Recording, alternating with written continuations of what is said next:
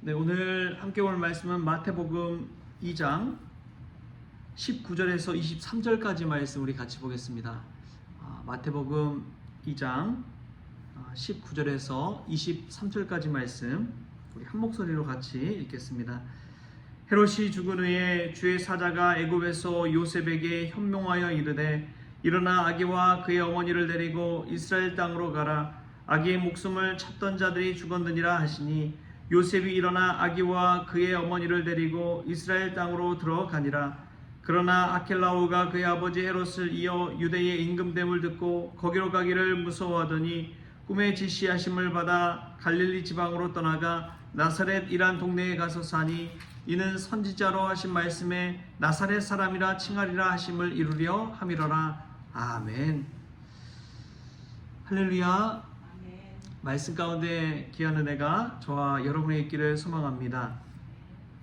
성경 읽다 보면 참 나도 이랬으면 좋겠다 싶을 때가 있습니다. 어떤 때냐면 구약의 선지서의 말씀을 읽다 보면 여호와께서 말씀하여 이르시되 하면서 쫙 하나님께서 말씀을 일러주잖아요. 선지자는 그냥 다시 말하면 이 예언자는 그 하나님의 말씀을 대언하는 사람입니다. 대신해서 이제 말하는 사람인 것이죠. 뭐 지금으로 말하면 청와대 대변인 정도 될까요?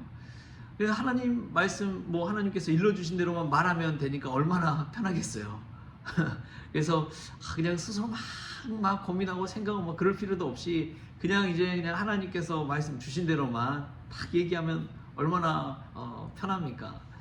오늘도 보면은 이 애굽으로 내려갈 때도 꿈을 통해서 하나님께서 요셉에게 알려주셨고, 오늘 또 말씀에서 보면 애굽에서 이제 이스라엘 땅으로 올라가는데 현몽하여 꿈을 통하여서 이제 이스라엘로 올라가라 라고 지시하심을 받았다는 것이죠. 여러분, 이것을 보면은 참 하나님께서 이렇게 때마다 일마다 다 알려주시는구나, 얼마나 기쁜지요. 또 보면은 하나님은 유대 베들레헴에서도 역사하셨지만 이집트로 내려간, 애굽으로 내려간 그곳에서도 하나님은 역사하신다는 사실입니다. 여러분, 이것이 은혜입니다. 하나님은 어디서나 역사하시는 분입니다. 할렐루야. 우리가 어디로 가든지 무엇을 하든지 어디 있든지 하나님께서 역사하시는 걸 믿고 나아갈 때 하나님께서 우리 앞길을 인도하여 주실 줄 믿습니다. 참 중요한 게 나이가 들수록 보면요, 그 사람의 출생지를 따지게 됩니다. 어디 출신이냐? 저도 신학교 갔는데 늘 물어보는 게 선배들이 그런 거였어요. 너 관심이 뭐냐? 뭘 하고 싶냐? 이런 비전이나 이런 거에 대해서 물어본 것이 아니라 어디서 왔어? 어디 출신이야? 어디 노예 출신이야? 이런 걸 막 물어보세요. 저는 이제 광주 노예 출신, 그리고 지역은 강진 지역이거든요. 근데 제 때만 해도 저희 강진 지역에 이 신학생이 그 한신대 신학관에 한 9명 이상이 있었습니다. 한 지역에서 9명 이상 막 신학생이 배출된다. 이거는 참 전국에서 볼 때 이 퍼센테이지가 상당히 높은 치수였어요. 그래서 강진 노예라고 일컬어질 정도로 강진에서 많은 신학생들이 나왔습니다. 근데 이제 선배들이 그러더라고요. 제가 강진에서 왔다고 하니까 강진에서 무슨 선한 것이 나냐고 나사렛에서 무슨 선한 것이 나냐고 그러잖아요. 강진에서 무슨 선한 것이 나냐고 이런 이야기를 하시더라고요. 근데 보면은 사람들은 늘 이런 출생지를 따집니다. 어디 출신이냐, 어디서 났냐. 그런데 하나님의 사람들을 보면요, 늘 미래지향적입니다. 어떤 사람이 되느냐가 중요한 거예요. 그 사람이 어떤 곳에 태어났든 상관하지 아니하고 오히려 하나님의 꿈과 하나님의 말씀을 따라 사는 사람이 더 중요하다는 것입니다. 여러분, 우리가 이런 믿음으로 살 수 있길 바랍니다. 오늘 요셉도 보면 꿈이 그 사람을 인도해 가잖아요. 그 사람의 출신이 그 사람을 인도해 간 것이 아니라 그 사람에게 주신 하나님의 꿈이, 하나님의 비전이 요셉 가족과 예수님 모두를 이끌어가는 것을 보게 됩니다. 하나님의 꿈과 말씀이 우리의 삶을 인도해가는 그러한 믿음의 사람 될 수 있기를 축복합니다. 오늘도 그 말씀 붙들고 비전의 사람이 될 수 있길 바랍니다. 내가 어디 출신이냐를 생각하면서 때로는 의시되고 막 이런 것이 아니라 하나님이 주신 비전을 가지고 꿈을 꾸는 사람이 된다면, 그 꿈을 이뤄간다면 우리의 삶이 달라질 줄 믿습니다. 오늘 선지자를 통해서 하시고자 하는 이야기가 바로 그거예요.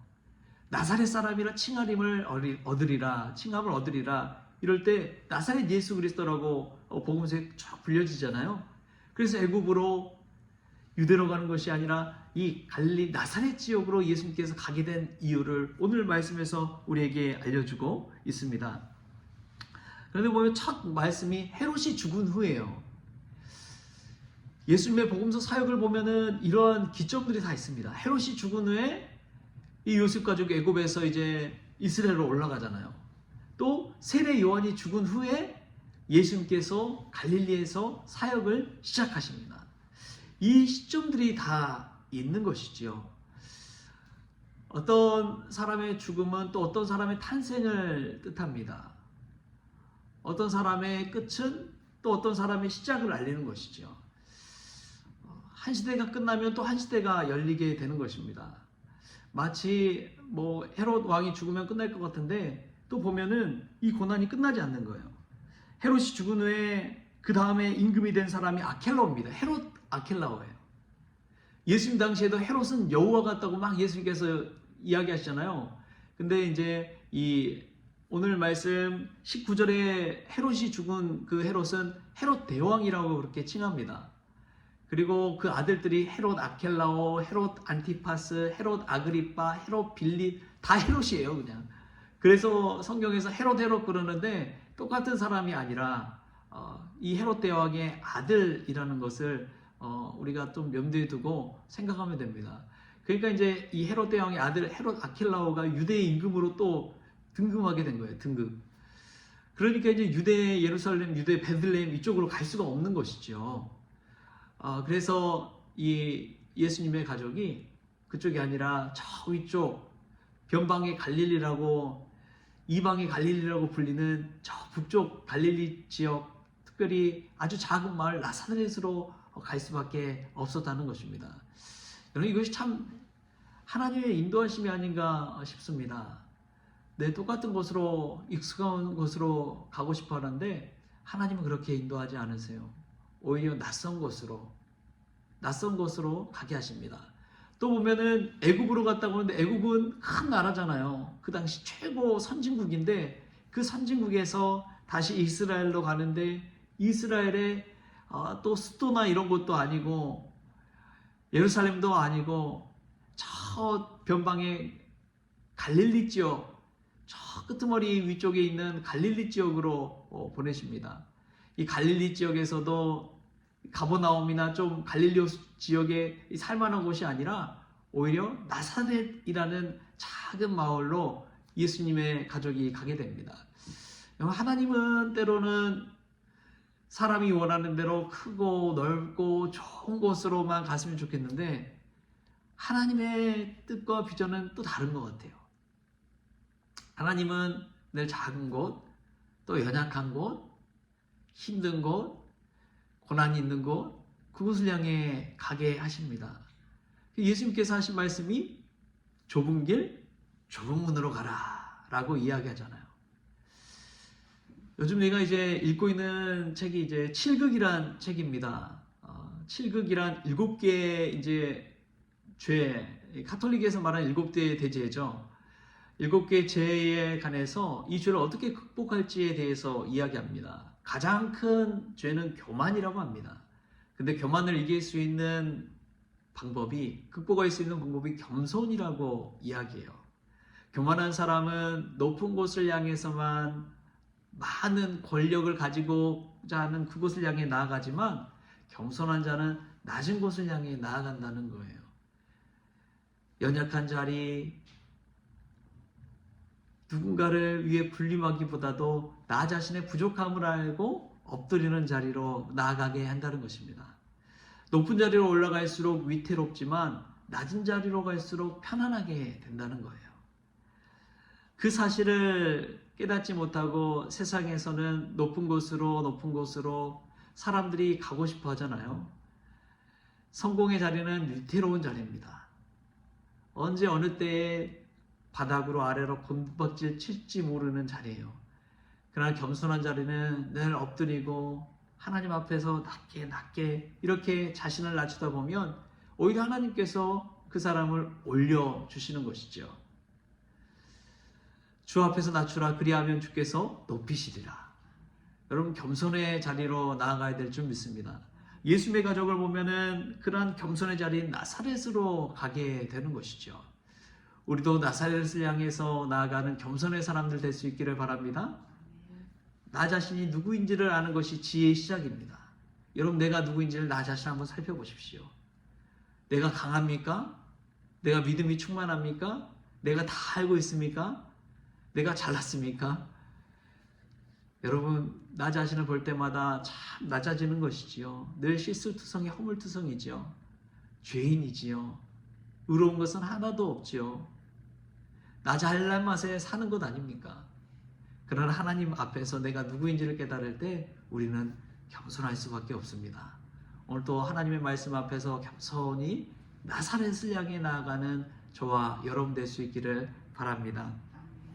오늘 꿈을 통해서 이루어가는 출신지가 아니라 꿈을 통해서 하나님의 비전을 이루어가는 사람이 되었으면 좋겠습니다. 우리가 살아갈 때에 예루살렘이나 큰 도시가 아니라 나사렛으로 보내신 하나님의 의도를 알았으면 좋겠습니다. 그래서 늘 교만한 자가 아니라 겸손한 마음으로 하나님 앞에서 살아가는 우리 모든 성우가족들 될 수 있기를 주신 예수님의 이름으로 축원합니다.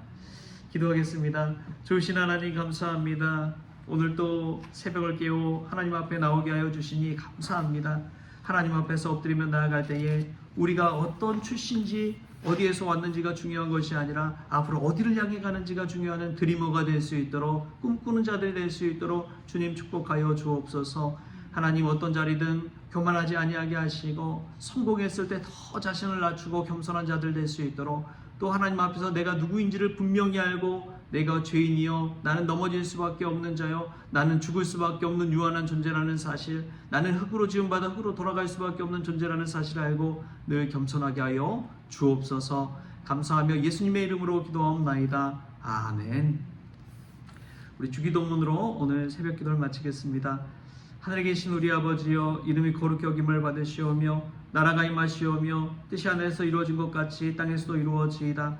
오늘 우리에게 일용할 양식을 주시옵고 우리가 우리에게 죄진 자를 사하여 준 것 같이 우리 죄를 사하여 주시옵고 우리를 시험에 들게 하지 마시옵고 다만 악에서 구하시옵소서. 나라와 권세와 영광이 아버지께 영원히 있사옵나이다. 아멘.